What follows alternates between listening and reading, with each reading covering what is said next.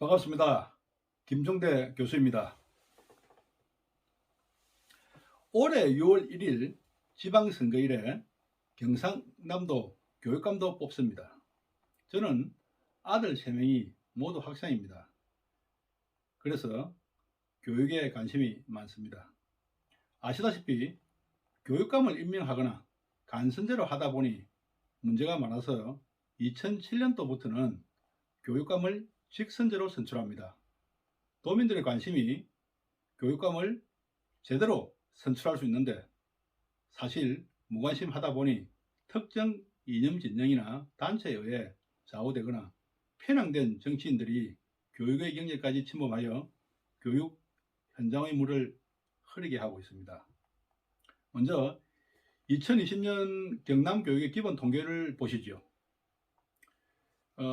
이 통계에 의하면 교직원이 약 4만 5천 명, 학생이 55만 명이니 학부모가 약 100만이라고 추산하면 경남 인구 331만 명 정도의 약 절반입니다. 굉장하죠? 그러니까 교육청은 경남의 170만 명이 직접 당사자가 됩니다. 그리고 경남교육청의 예산은 약 6조 원입니다. 그런데 이 엄청난 예산이 어떤 감독이나 통제를 받고 있을까요? 이는 심각한 문제입니다. 10명의 장정이 도둑 하나 못 막는다는 속담이 있습니다. 예를 들어 볼까요?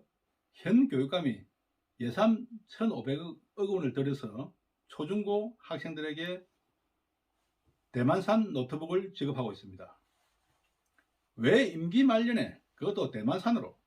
우리나라는 IT 강국입니다. 뭔가 냄새가 나지 않나요? 예산의 쓰임, 즉 우리 세금 지출 외에도 아주 중요한 문제가 있습니다. 이 동영상을 한번 보시죠. 독과 같은 위해성이 있는 책들인지를 제가 장관님께 좀 알려드리려고 합니다. 여기 있는 이 책들인데요. 자, 광주교육청, 경기교육청, 서울교육청, 전북교육청 등에서 이미 만들어진 보조교재 혹은 인정교과서, 과학교사 참고교재. 자, 자료를 한번 보시죠. 광주교육청 자료에 나와 있는 문제입니다. 세계적인 계획도시이자 전원도시로 알려진 이 도시의 이름, 평양입니다. 평양. 명백한 왜곡을 심어주고 있는 것들을 교육감이 발행인이 되어서 국가의 예산을 써서 만들고 있다는 이 사실, 장관님께서는 어떻게 생각하십니까? 믿어지지가 않는 내용입니다. 북한에서 직수입하지 않고서는 이런 내용이 만들어질 수가 없습니다. 군축하면 복지할 수 있다라고 아이들에게 설명해 놓고 있습니다. 군축이 곧 통일이요 평화다라고 가르칩니다. 전쟁이냐 평화냐라고 선택하도록 프레임을 만들어 놓고 가르치고 있다는 것입니다. 천안함 폭침 사건을 천안함 침몰이라고 버젓이 기재해 놓고 아이들을 가르치고 있습니다. 무엇이 왜곡이고 호도입니까? 전북교육청은 탈핵으로 그려보는 에너지의 미래, 탈핵을 강조하면서 핵 발전은 그 어떤 발전 방식보다 비경제적이고 탈핵은 선택사항이 아니라 우리들의 필수 과제다라고 일방적인 주장을 학생들에게 주입하고 있습니다. 이거는 경기도 교육청의 인정교과서입니다. 제주 해군기지 반대 시위가 평화 시위로 미화가 되고 있습니다. 이 교과서를 집필한 집필진의 68%가 전교조 소속입니다. 서울시 교육청은 시장 경제로 제대로 알지 못하는 우리 학생들에게 사회적 경제부터 가르치겠다고 나섰습니다. 교육청의 간부들, 전부 찾아서 문책해 주십시오. 여기 온갖 좋은 말은 다 있습니다. 민주, 통일, 평화, 시민. 그런데 이런 교재로 배우면 가짜 통일, 가짜 평화, 가짜 인권, 가짜 시민이 되는 것입니다. 우리 아이들이. 이런 데서부터 우리 아이들을 지켜주는 것이 저는 우리 교육, 그리고 우리 어른들의 가장 기본적인 책무라고 생각을 합니다. 잘 보시나요? 국내의 전교조 회원수는 대략 6만 명이라고 합니다. 이런 분들이 주로 하는 일입니다. 게다가 학생 인권 조례가 무엇일까요? 듣기에 참 좋습니다만 이런 정확히 우리 자녀들을 이념화시키는 과정일 뿐입니다. 왜 남의 집 귀한 자식들에게 엉뚱한 짓을 합니까?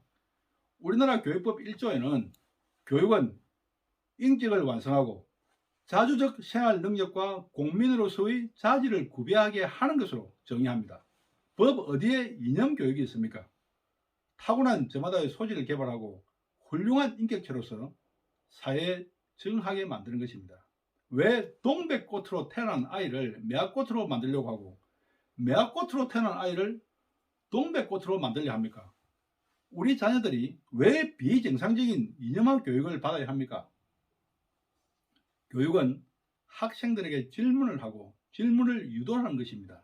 즉 생각하게 하는 것, 생각하는 힘을 길러주어 지적으로 부지런한 학생을 만드는 것입니다. 그런데 진보라는 이름의 교사들이 학교에서 학생들에게 답을 가르쳐주고 그 답을 강요합니다.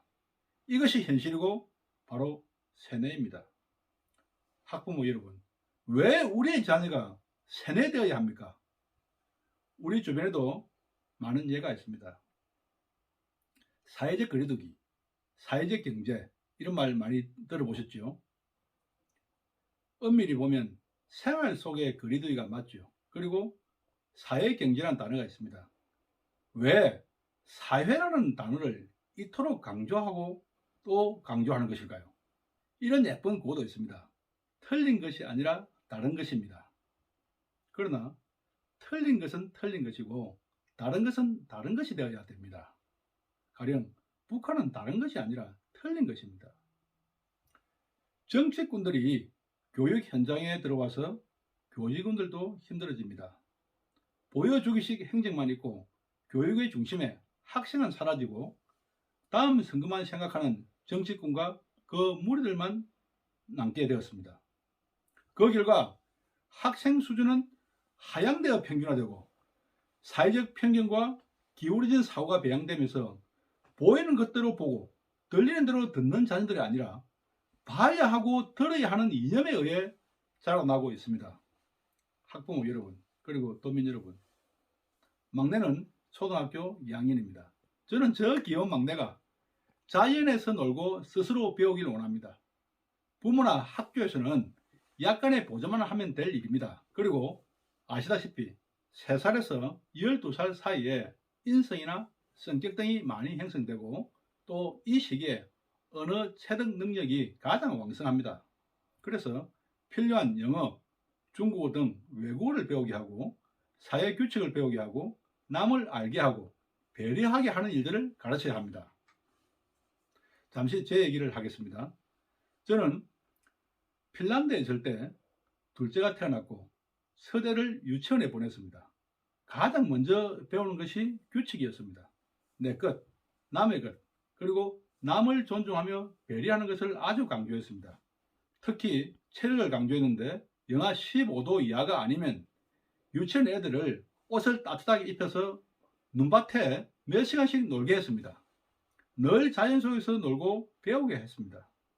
핀란드 국어가 있지만 다른 나라의 문화를 배우기 위해서 영어, 스웨덴어를 가르쳤습니다. 우리나라가 먹고 사는 근원은 수출이었습니다. 이는 계속 그럴 것입니다. 결국 우리 자녀들을 똑똑하고 현명하게 키워야 대한민국이 지속될 것입니다. 그리고 우리는 그래야 할 의무가 있습니다. 당장 지금의 직선제 제도를 바꿀 수는 없습니다. 오직 우리의 관심만이 그 해결책이 될 것입니다. 부디 6월 1일 교육감 선거에 관심을 가지시길 바랍니다. 그래야 우리 학교가 우리 자녀들을 믿고 맡기는 곳이 될 것입니다. 감사합니다.